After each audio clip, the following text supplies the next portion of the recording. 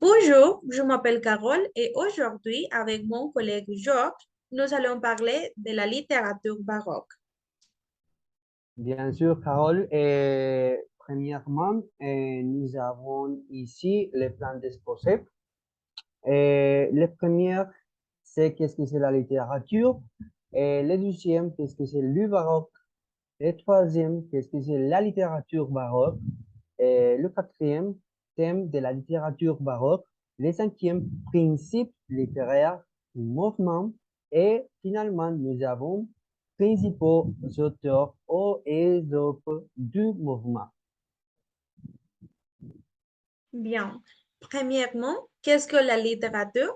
Bien, la littérature est un type d'expression artistique qui fait appel à la langue orale ou écrite. Et dans ce cas, l'auteur fait un usage esthétique du mot afin d'exprimer une idée, un sentiment, une expérience ou une histoire réelle ou fictive d'une manière non conventionnelle. En ce qui concerne les descriptions dans les histoires littéraires, ont la capacité d'exposer à des émotions, des sensations, des odeurs, des goûts, des lieux, des personnages et des situations grâce à la fonction poétique du langage. Bien sûr. Donc, nous avons dit qu'est-ce que c'est le baroque.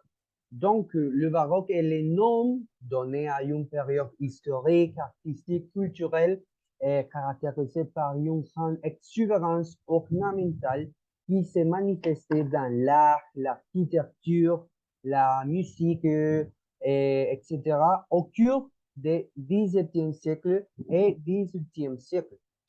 Donc, nous pouvons dire que le baroque a, ce type de tolérance est né en Italie et s'est répandu du reste de l'Europe et en Amérique.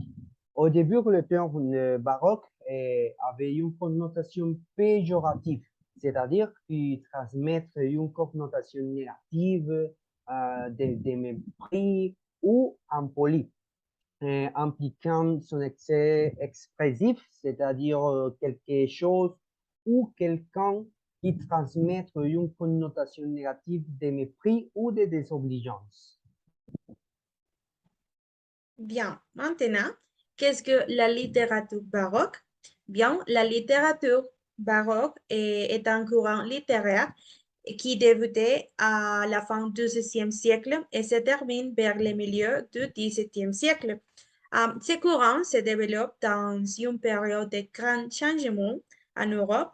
Par exemple, d'une part, nous avons la réforme protestante menée à une contre-réforme de la part de l'Église catholique et la littérature baroque participe à la diffusion de cette contre-réforme et prend part à la rivalité entre le catholicisme et le protestantisme. Aussi, ce courant littéraire est marqué par les guerres de religion qui s'attendent du 6e au 18e siècle.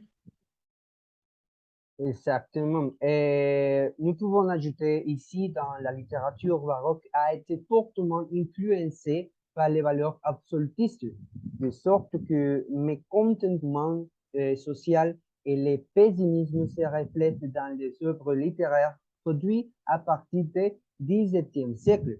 Et aussi, les auteurs baroques traitent de thèmes tels que les rêves, le désespoir, le mésange, le pessimisme, et c'est des marques de la Renaissance qui traitent des thèmes liés à l'amour et à la beauté. Donc, nous avons dit quels sont les thèmes de la littérature baroque. Nous avons quatre thèmes principaux. Et le premier, l'instabilité, c'est un équilibre en voie de se refaire pour se refaire du surface qui se globe ou se rompt de formes évanescentes et de courbes des spirales. Le deuxième, la mobilité des œuvres ou un mouvement qui exige du spectateur qui se mette lui-même en mouvement et multiplier les points de vue, c'est-à-dire ambition multiple. Les métamorphoses, ou plus précisément l'unité mouvement d'un ensemble multiforme envoie des métaphores. Et finalement, nous avons la domination du décor, c'est-à-dire la soumission de la fonction au décor, la substitution à la structure d'un réseau d'apparence, fuyant et jeu d'illusion. Bien, nous avons les principes littéraires des mouvements. Bien, en ce cas, la littérature baroque revendique son exubérance par les recours à de nombreuses figures de styles comme l'allégorie et la métaphore pour mieux frapper l'imaginaire. Nous avons l'hyperbole ou l'euphémisme pour exalter les émotions. Et finalement, nous avons des antithèses pour illustrer les sentiments contradictoires. D'accord. Nous avons les principaux auteurs et œuvres baroques. Et premièrement, nous avons l'auteur Théodore Agrippa d'Abougine. Il était un poète baroque français. Contrairement à la majorité des écrivains baroques qui étaient du côté de la contre-réforme, Agrippa d'Abougine a été protestant, c'est-à-dire elle a dénoncé dans l'opéra, les tragédies, les persécutions suivies par les protestants lors des guerres de la religion. Et suivant, nous avons Mathurin Régnier, satirique, c'est les noms de l'œuvre. Et Mathurin Régnier est né en Chartres en 1573.